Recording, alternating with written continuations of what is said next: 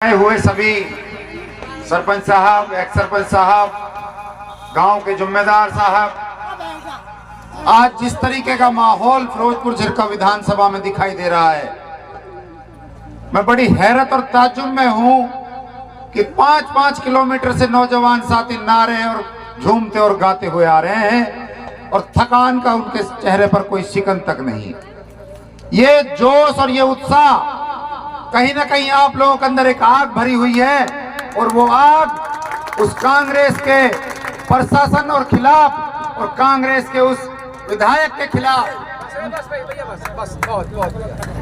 क्योंकि जिस तरीके से उसने यहाँ पर हमारा माहौल खराब करने का काम किया है, हमारा 36 बिरादरी का भाईचारा तोड़ने का काम किया है, मेवात का इंसान, मेवात का कोई भी हमदर्द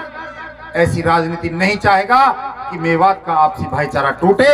मेवात के लोगों के अंदर नफरत पैदा हो, मेवात के लोगों के अंदर आपस में मनमुटाव हो। कांग्रेस के नेता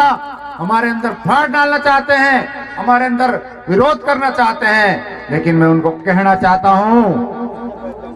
ये मेवात इलाका है। इस मेवात इलाके को मुगलों ने और अंग्रेजों ने भी तोड़ने की कोशिश की थी, लेकिन हमारा 36 बिरादरी का भाईचारा और मेवाती कौम की एकता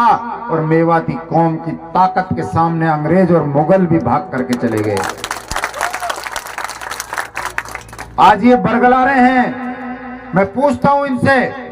पिछले 5 साल इनको एमएलए बना करके भेजा था विधानसभा फिरोजपुर झिरका से, इन्होंने कौन से ऐसे काम करवाए फिरोजपुर झिरका की जनता के लिए जिसको ये थोक करके कहे कि मैंने ये विकास कार्य करवाए? इसने सिर्फ काम करा है अपनी ठेकेदारी चलाने के लिए, क्योंकि बेसिकली ये एक ठेकेदार है। एमएलए तो बदकिस्मती से इलाके की थी, पिछली बार बन गया, लेकिन अब लोग इसको समझ चुके हैं। एक आदमी के अंदर इंसानियत, एक आदमी के अंदर अपनी अपनापन,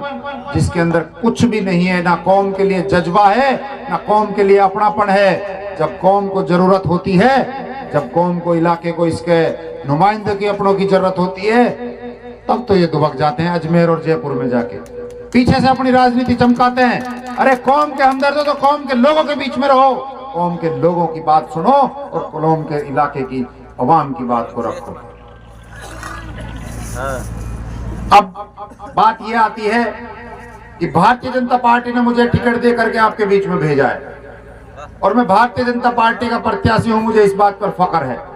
और मैं आपका बेटा हूं, आपका भाई हूं, मुझे इस पर खून है मेरा, इस बात पर भी मुझे बहुत फख्र है कि इलाका मेवात ने जिस प्यार और जिस सम्मान के साथ मुझ जैसे छोटे से कार्यकर्ता को, मुझ जैसे नाचीज को इतना पलकों पर बिठा कर रखा है, उसके लिए मैं कितना भी आपका शुक्रिया अदा करूं, मेरे पास अल्फाज नहीं है, मैं आपका शुक्रिया अदा कर सकता हूं।